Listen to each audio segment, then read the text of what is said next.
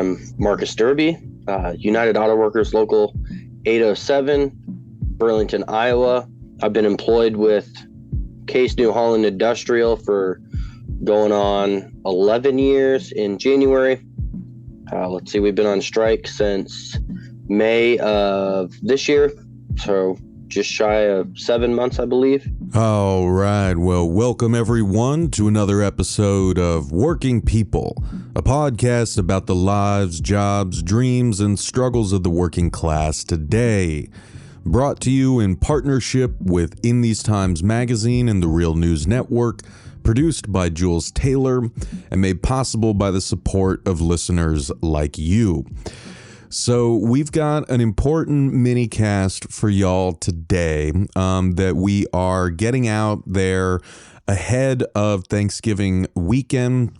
Of course, we are sending nothing but love and solidarity and well wishes to everyone out there.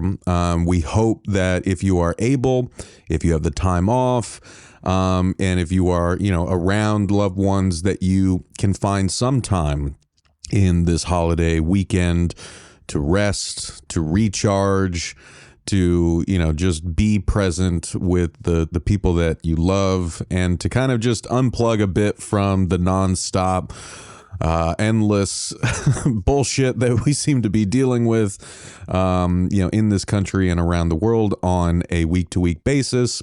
It can get very exhausting. And so we hope that everyone out there can find some time to just sort of rest and recharge as we head into the holidays. But it's also important for us to remember as we head into, Thanksgiving, and, we got, the holidays coming up after that. This is a really crucial time for us to remember those who are, still fighting the good fight.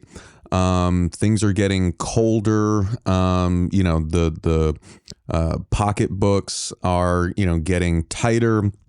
And, that is why it is super important for us to take this time to really show solidarity with folks like Marcques and his co-workers at Case New Holland Industrial, who have been on strike since May 2nd. Of this year. We need to remember the folks at Warrior Met Coal, the coal miners in Alabama who have been on strike for almost 2 years now. We need to remember the Starbucks workers who are being unjustly fired, having their stores closed, all of that. Just think for a second, how much tougher the holiday season is for folks in that position. And I know that we all can't do everything, but as we love to say on this show, no one can do everything, but everyone can do something. And so we wanted to just ask our amazing listeners, if you are able, please help us spread the word about these folks who are on strike and still on strike, folks who are still fighting for justice at their workplaces. Let's use this holiday season to show some solidarity, send them some love, and help keep the fight going. And so, as y'all heard, we're so grateful to have Marcques on today to talk about a crucial struggle that, has been sorely underreported in the media, I think. And, thankfully, I'm lucky enough to get to work with my great colleague, Mel Buer, who's now an associate editor at the Real News Network. And Mel actually did a great report on the Case New Holland strike for the Real News back in September. And so I want to just read a couple passages from that just to sort of set the table for everyone listening. And then we're going to kind of talk to Marcques about, we're going to go deeper into like what led to this strike, what it's been like for him and his coworkers holding the line all these months, where things currently stand with the strike and with the negotiations. And of course, we're going to end by asking what everyone out there listening can do to help. So just to kind of make sure that everyone is up to speed on, this important strike, I'm going to read from Mel's report here. So Mel writes, quote, CNH Industrial, a multinational corporation, is an agricultural machinery and construction equipment manufacturer with 13 locations across the United States, producing its Case and New Holland brands of equipment. Workers at the Burlington and Racine locations, that's Burlington, Iowa, and Racine, Wisconsin, respectively, are unionized with the United Auto Workers, UAW, Local 807 and Local 180, respectively, and have been embroiled in contentious contract negotiations with the company since earlier this year. Their previous 6-year contract with Case New Holland officially expired on April 30th. After weeks of stalled negotiations failed to produce an acceptable contract, over 1,000 workers in Burlington and Racine walked off the job on May 2nd. As is the case at many manufacturing job sites across the country, workers at Case see their treacherous working conditions as simply part of the job. Thus, working conditions have been less focal during negotiations. Central to the strike, however, is the fact that Case employs a punitive points-based attendance system and splits its workforce into 3 immovable tiers based on the date one was hired. This tier system, similar to those implemented at companies like Kellogg's and John Deere, where workers also went on strike last year, is designed to keep workers from finding equal footing with one another along wage lines. As Jonah Furman wrote in May at Labor Notes, quote, workers hired before 1996 make $6 to $8 more per hour than those hired after 2004. Those hired between 1996 and 2004 earn somewhere in between. Workers want to see at least the bottom tier abolished, end quote. Mel continues, at the Burlington plant, the workforce is further divided into 2 departments. Workers either help manufacture equipment for construction or agriculture. UAW members in Burlington and Racine are hoping for a significant increase in wages, security in their health insurance, and better overtime and vacation policies.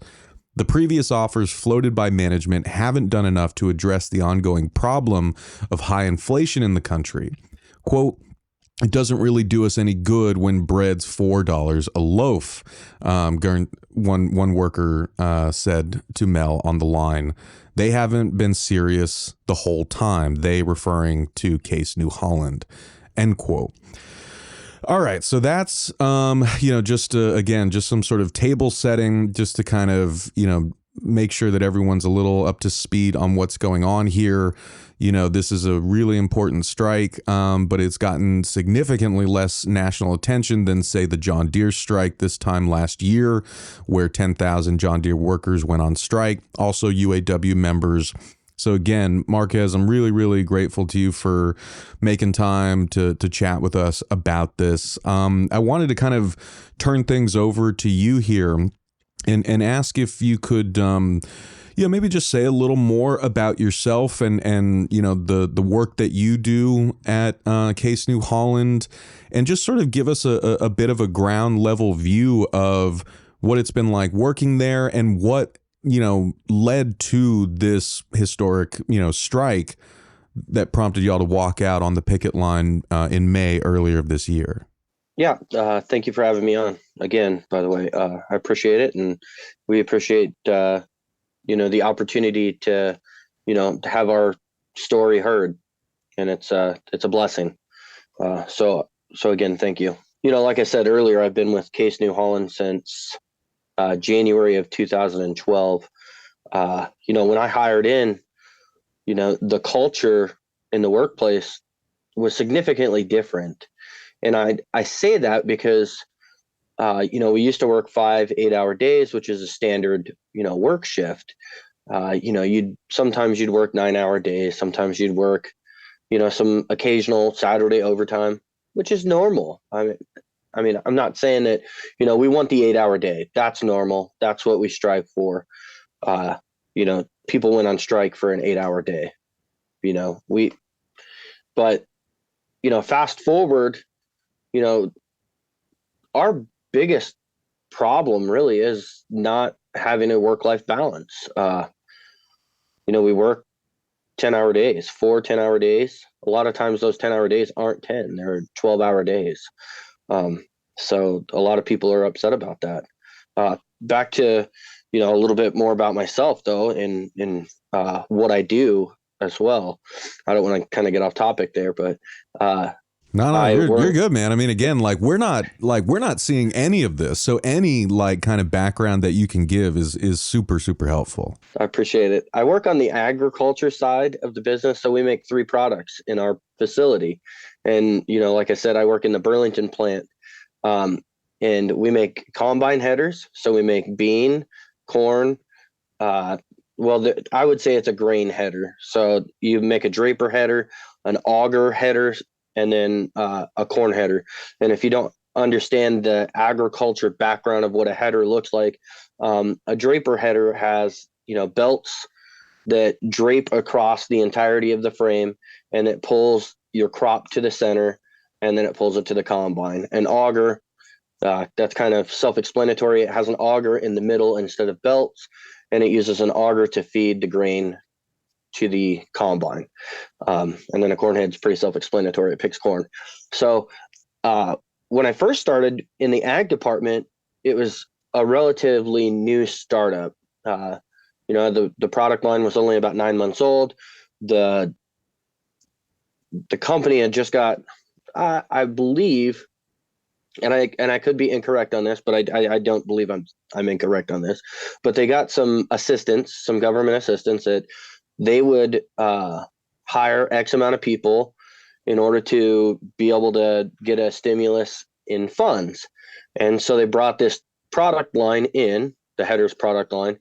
And for a long time, we worked a lot of overtime, and, we had a high turnover rate. It was outrageous.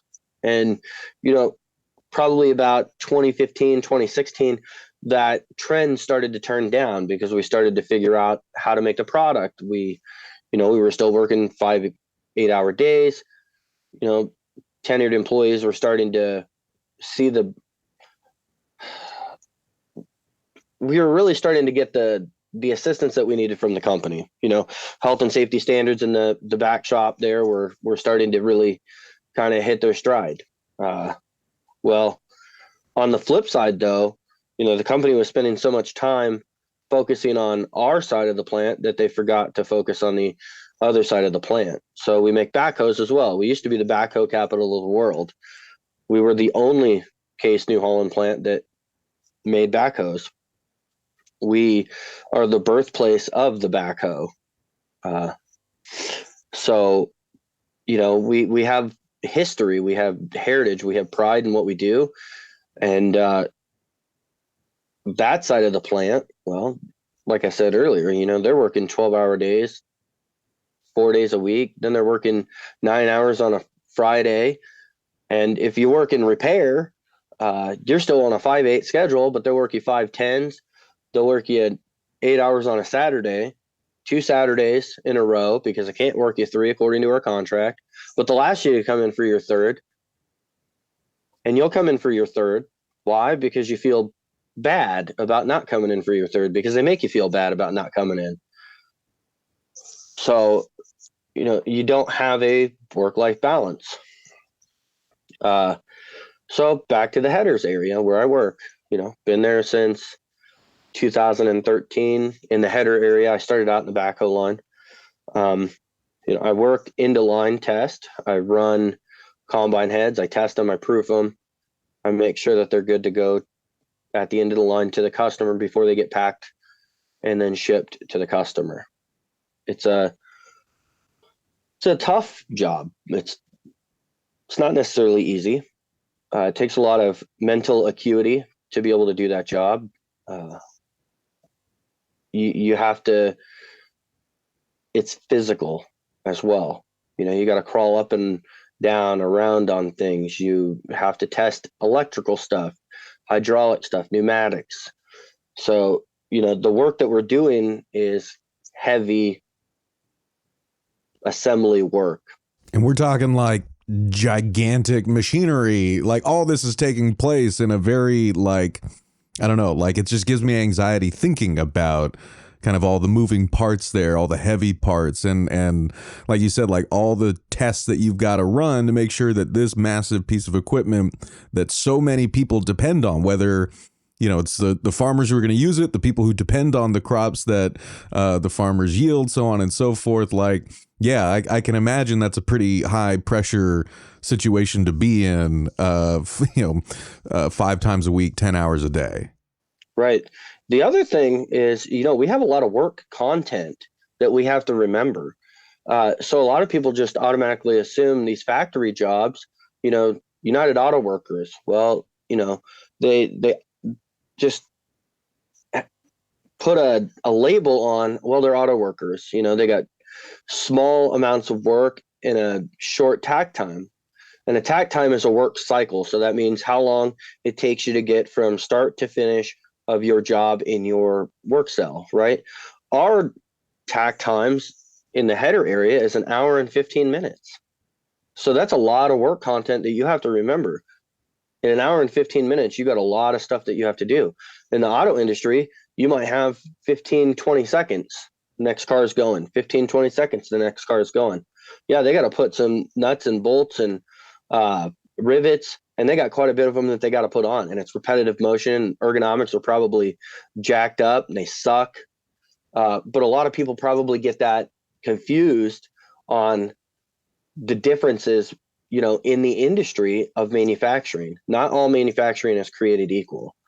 And that is another reason why, we, struck against the company, because they don't look at us, as valuable, right? They think that we're all just replaceable.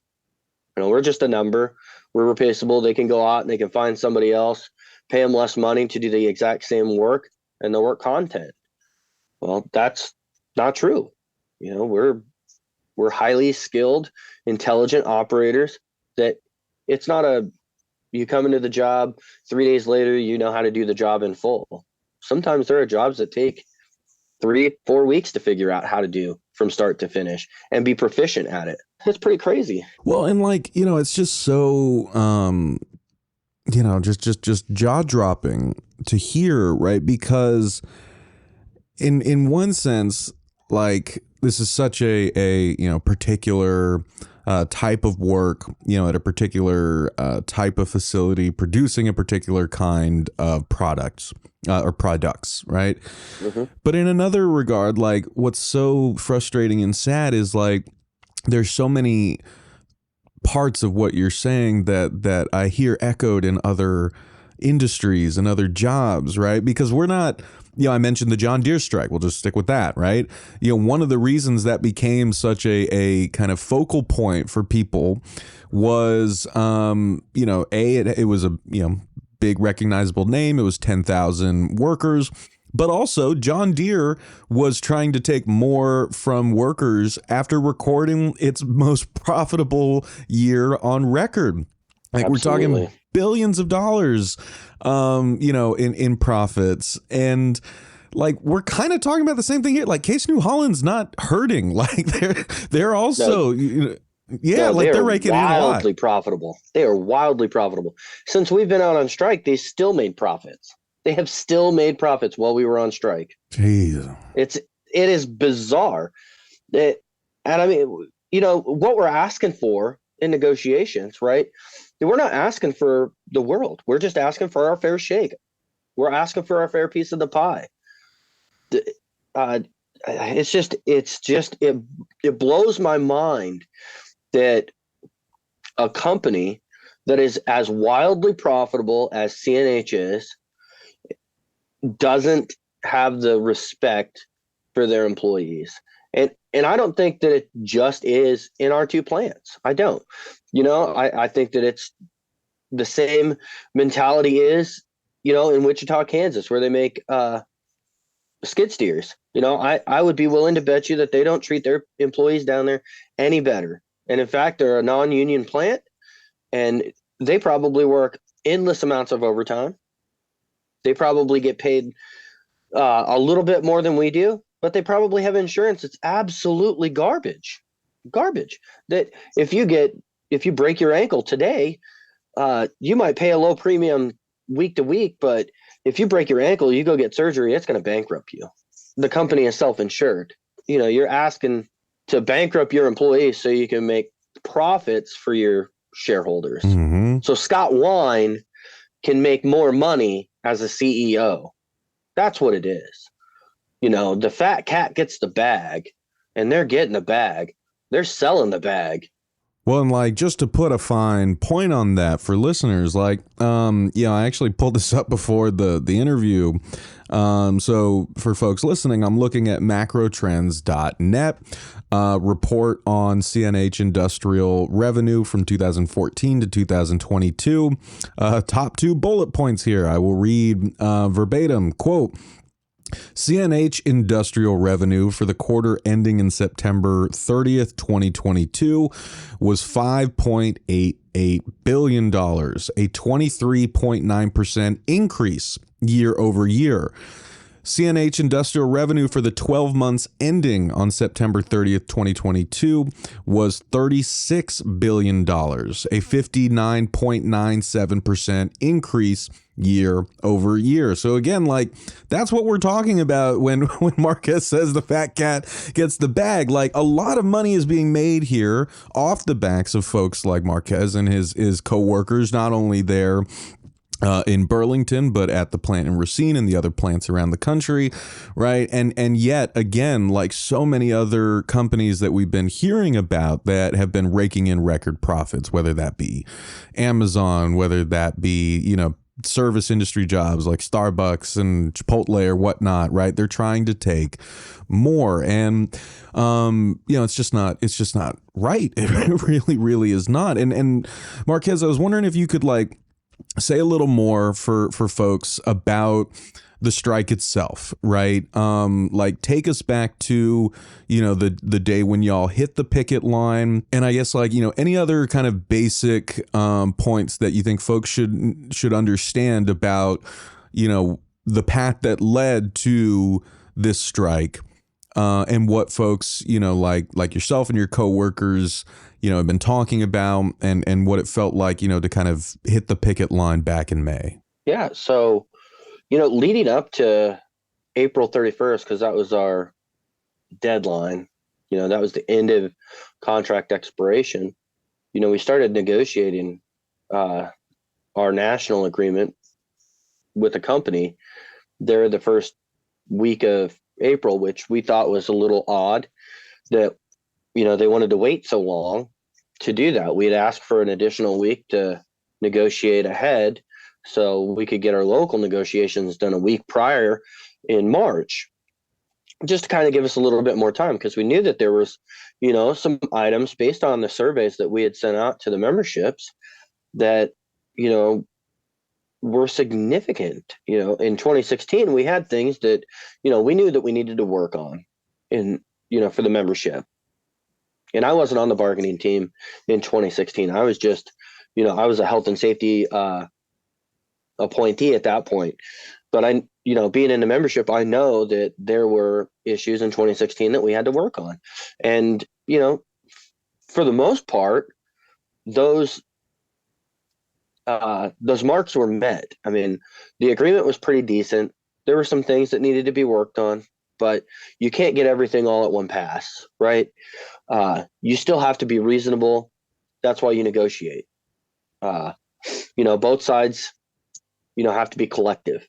Well, that didn't happen this time. There were times where we would make a pass in negotiations that it'd be 8 a.m. You'd give them your offer, give the company your offer, and you'd wait. Like 5 o'clock would come around and you'd get a message saying, well, we're not prepared. Can we meet back again tomorrow morning? Well, I just wasted a whole day waiting on your response to our proposal to come back the next day to give us the exact same proposal that they gave us the day before, with red line items in it that, essentially look like the New Testament.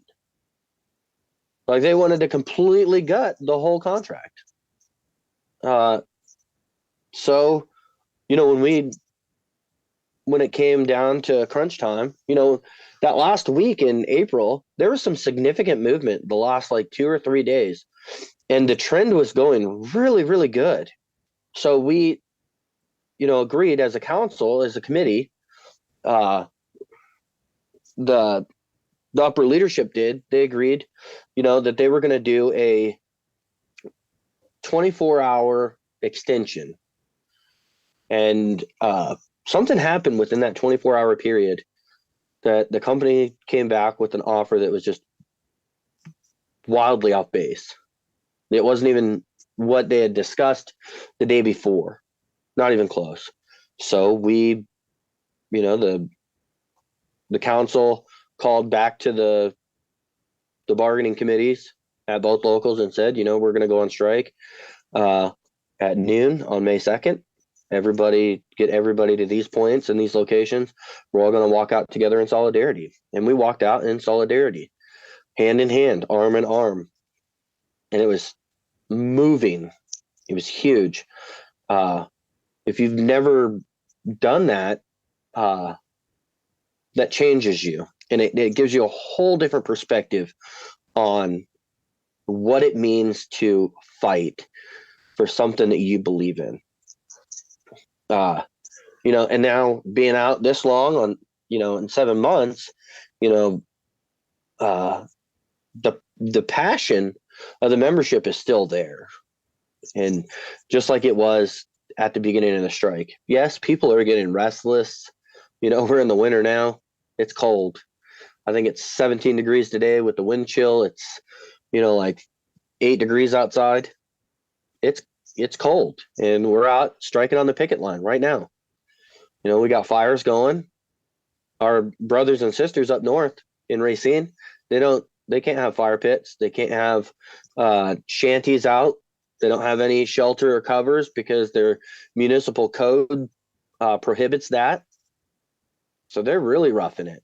So yeah, it's starting to get tough, but that solidarity that we had day one when we walked out hand in hand and arm in arm, it's still there. It's huge. It's monumental. And, we look at our brothers and sisters across the country. We're just in the Midwest, but you look at our brothers and sisters out there in California and how they're fighting right now. We stand in solidarity with them, and we hope that they win their rights just like we win our rights. Hell yeah. I think that's beautifully put, man. And it's something that yeah, I wish we heard more, and I'm so grateful to you for kind of mentioning that, because God, man, I mean, like we spend so much time fighting each other and flinging mud at each other, right? And trying to kind of divide ourselves, saying like, oh, look, like here's that archetypal, industrial manufacturing work in the Midwest. This is what real work looks like. These are real workers. But the 48,000 higher education workers who are waging the largest strike in the country right now at the University of California system, they're not real workers, right? They're little grad students who don't deserve, our sympathy. Hell yeah, I'm with you, man. Or like that's bullshit. They don't get paid their fair share. Adjunct professors get paid well. These higher education workers are not being paid adequately for the jobs that they do. They're educating our next generation of American citizens across the world. They're educating our people. They're educating the next generation, and they are not being rewarded the way that they need to be rewarded. They're not. Some of those folks are being paid less than $27,000 a year. That is almost below poverty. That is bullshit. Again, nail on the head, my man. I think it needs to be said that clearly. Same goes for, I mentioned the Starbucks workers. Like this past week in what was called the Red Cup Rebellion, right? You had Starbucks workers going on a one-day strike, like at locations across the country, because Starbucks is waging, as we all know, a ruthless, sustained deliberate campaign to break the law, to violate workers' rights and crush this union wave. They know they're breaking the law. They just know how slow the law works. So what they are hoping to do is demoralize people by firing union organizers, by closing unionized stores, by making it harder for workers to pay rent and all of that crap, making their lives as miserable as possible so that eventually workers say, look, this isn't worth it. We're going to stop unionizing.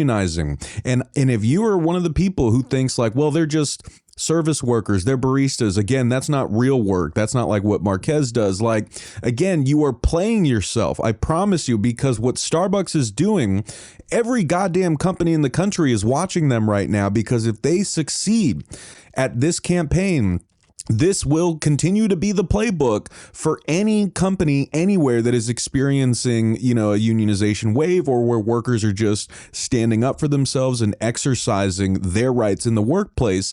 If companies know they can just break the law, go scorched earth and squash those efforts, and they're just going to get a slap on the wrist, and the public's not going to really do anything, politicians aren't going to do anything, like, that's going to hurt all of us. That's going to hurt people in manufacturing. That's going to hurt people in the service industry, healthcare, education, Absolutely. Writ large, right? So stop pitting working people against one another. Stop trying to carve out the true blue working class and listen to what Marcques is saying. Like, we need to support everyone here. And as much as we're supporting and sending love to the folks at the University of California or the New School in New York, we need to be sending that same solidarity to, again, Marcques and his co-workers at Case New Holland Industrial, at Warrior Met Coal in Alabama, so on and so forth. This is so important that we not do the boss's work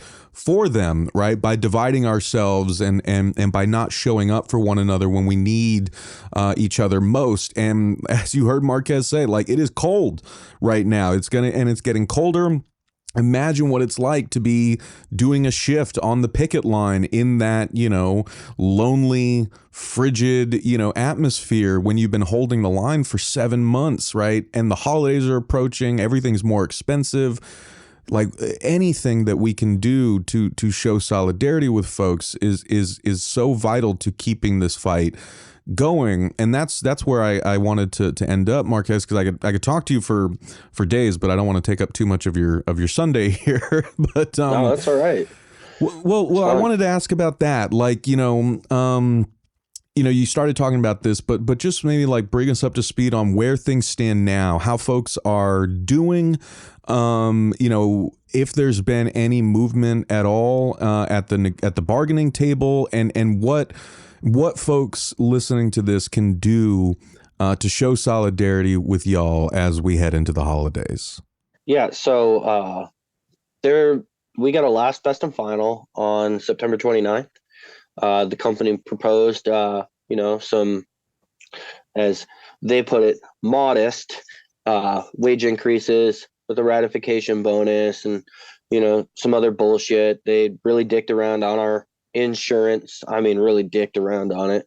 It's essentially creating a whole nother tier of employees if you're hired on or after a certain date. And then if we didn't vote on that piece by October 14th, it would revert to a lesser, and they were going to take wage increases away, and they were going to take like some insurance cap percentages away, and they were going to take a no plant closing moratorium away, because, we don't want job security when we're negotiating, right? Because those are all things that are important, I guess, not to them, but I'm being very facetious right now.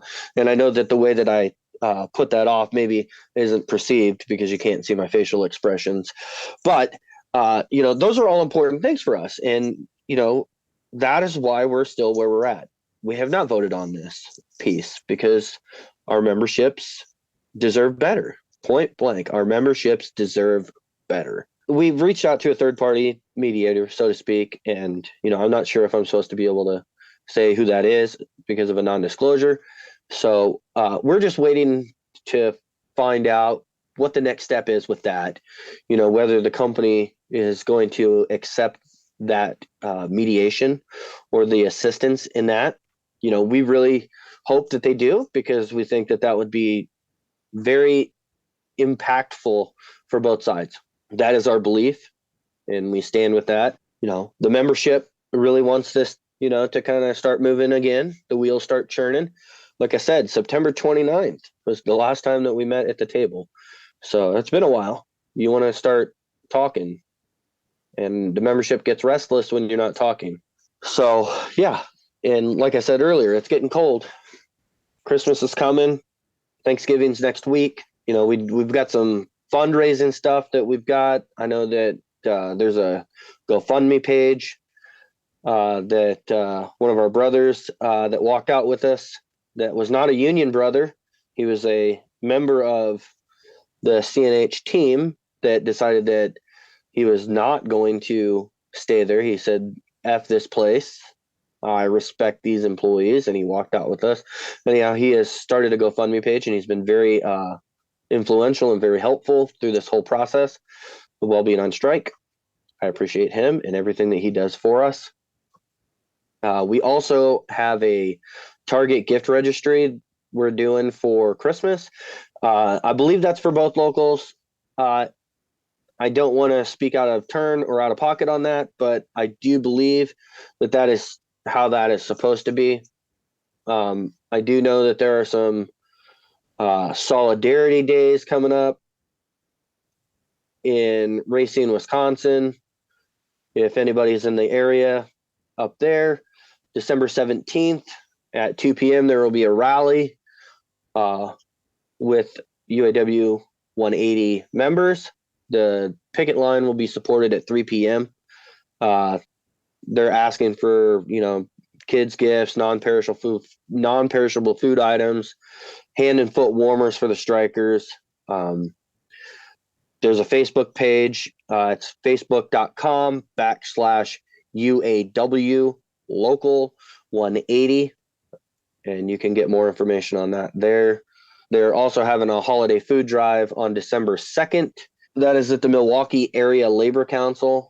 I'm not necessarily exactly sure where that's at. They don't have an address on their flyer there, so that's super helpful. But it's from 10 a.m. to 4 p.m. on Friday, and then Saturday, December 3rd, from 9 a.m. to noon.